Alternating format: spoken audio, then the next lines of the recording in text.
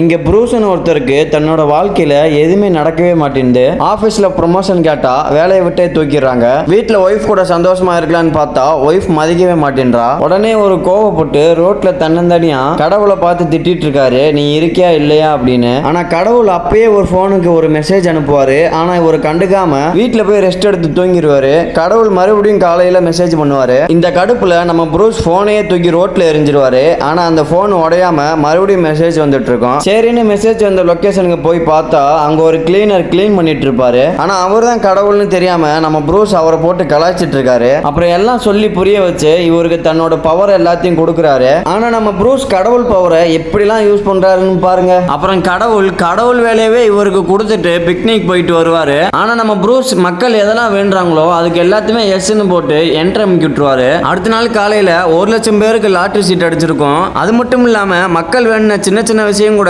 பழிச்சிருக்கும். கடவுள் வந்து இந்த உலகத்தை நீ என்னடா பண்ணி வச்சிருக்கன்னு கேட்க, எனக்கு என்னோட வேலையவே எப்படி பண்ணணும்னு தெரியல, நீங்க கடவுள் வேலையவே எனக்கு கொடுத்துருக்கீங்க, அதனால எனக்கு ஒண்ணுமே புரிய மாட்டேங்குதுன்னு சொல்றாரு. அப்புறம் மக்கள் தினமும் கடவுள்கிட்ட வேண்டக்கூடியதை ஃபைலாவோ இல்ல பேப்பர்ல எழுதுனா எவ்வளவு வரும்னு பாருங்க. அப்புறம் இந்த ப்ரூஸ் நம்மளுக்கு கடவுள் வேலைலாம் வேணான்னு கடவுள்கிட்டயே இந்த பவரெல்லாம் திருப்பி கொடுத்துட்றாரு. ஆனா இந்த பவர்லாம் எனக்கு கிடைச்சா இவரை விட பல மடங்கு பண்றேன்னு சொல்றவங்கள கமெண்ட்ல சொல்லிட்டு போங்க.